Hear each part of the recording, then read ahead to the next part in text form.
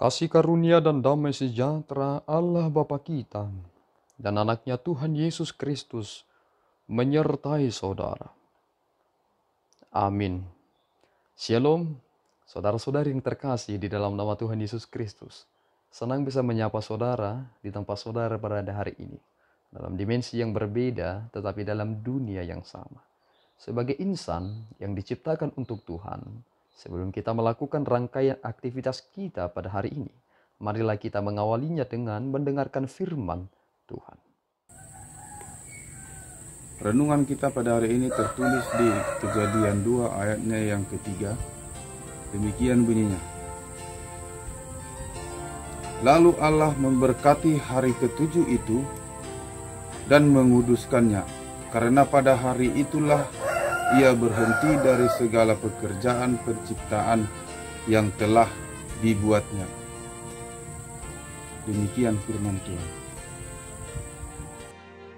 Saudara-saudari yang terkasih di dalam nama Tuhan Yesus Kristus, tentu ada orang yang begitu fanatik dengan tidak mau bekerja pada hari yang ketujuh. Dan ketika kita merujuk kepada orang-orang Israel, mereka pada hari Sabat atau pada hari Sabtu, mereka tidak melakukan pekerjaan sama sekali. Tetapi mereka benar-benar memuliakan Tuhan dalam ketetapan yang telah Tuhan nyatakan tersebut.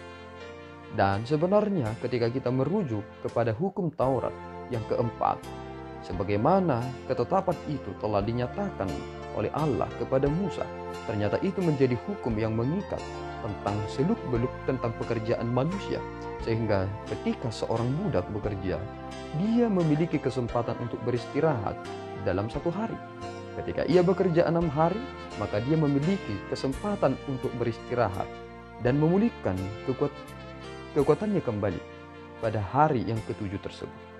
Namun saudaraku yang terkasih, yang terpenting dalam pemeliharaan itu adalah ketika Tuhan menguduskan hari itu dan memberkati hari itu. Ketika kita sudah memposisikan hal ini, maka kita ketika menguduskan hari tersebut dalam cara kita memuliakan Tuhan, tentu kita adalah orang yang terberkati di dalamnya. Mengapa kebanyakan dari antara kita memang berpikiran secara sekuler dan juga ada yang berpikiran secara liberal? Tetapi firman Tuhan menetapkan satu hal, carilah dahulu kerajaan Allah dan kebenarannya, maka semuanya akan ditambahkan kepadamu. Dan ketika Yesus bersama-sama dengan muridnya, mengapa Yesus harus mengapa murid-murid Yesus mengambil gandum pada hari Sabat? Dan mengapa Yesus juga mengobati pada hari Sabat tersebut?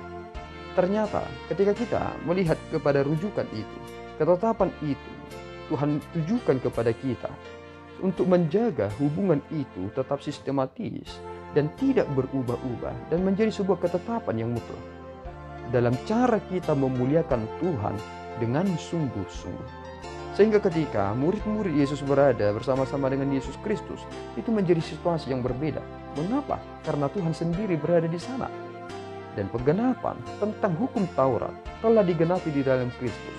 Tetapi kita melihat tentang peristiwa Sabat menjadi sebuah pergeseran makna yang sangat mendalam, sebagaimana yang ditetapkan oleh para bapak-bapak gerejawi, menarik kepada Kristus yang bangkit pada hari Minggu menjadi bentuk dari luapan sukacita kita dan menetapkannya sebagai hari di mana kita harus memuliakan Tuhan, yakni pada hari Minggu.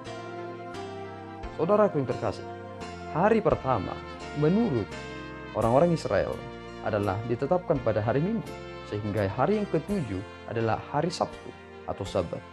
Tetapi menarik sekali ketika kita sudah berada di dalam perjanjian baru, cara kita memuliakan Tuhan dalam hari yang ditetapkan itu menjadi hal yang begitu sentral dalam keberpusatan kita tentang pengenalan iman yang sejati itu.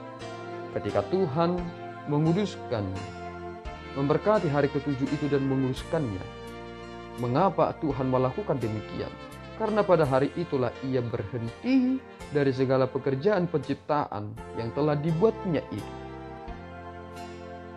Berhenti dan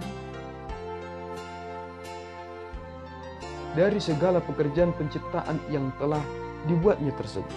Dan oleh karena itu saudaraku yang terkasih, apakah ketika kita bekerja 7 hari dalam 1 minggu, maka nilai ekonomis kita akan semakin meningkat dengan begitu drastis? Ternyata kita melupakan satu hal, kita manusia yang butuh istirahat. Mengapa kita harus memaksakan diri kita ketika kita seharusnya bisa menyelesaikan 5 kali lipat dengan kesehatan kita yang prima, tetapi menurun menjadi 2 kali lipat karena kita memaksakan segala sesuatunya? Perhatikanlah kehendak manusia dengan kehendak Allah. Jika kita memaksakan kehendak manusia, bisa saja kita kaya, tetapi kita akan mendapati kita di masa depan juga rentan dengan berbagai macam penyakit. Tetapi jika Tuhan berkata, pergunakanlah hari itu dengan baik-baik, ketika Tuhan menguduskan itu, maka kita harus juga menguduskan dalam 1 hari itu demi kemuliaan Tuhan. Untuk melakukan apa? Di sanalah kita harus melakukan seperti yang dilakukan Yesus Kristus. Perhatian kita 6 hari adalah untuk diri kita. Mengapa kita tidak pergunakan 1 hari untuk perhatian kepada Tuhan dan kepada sesama kita? Tuhan memberkati, kita berdoa. Ya Allah Tuhan kami bersyukur atas anugerah-Mu. Terima kasih ya Tuhan atas tuntunan-Mu lewat firman yang boleh kami dengarkan hari ini.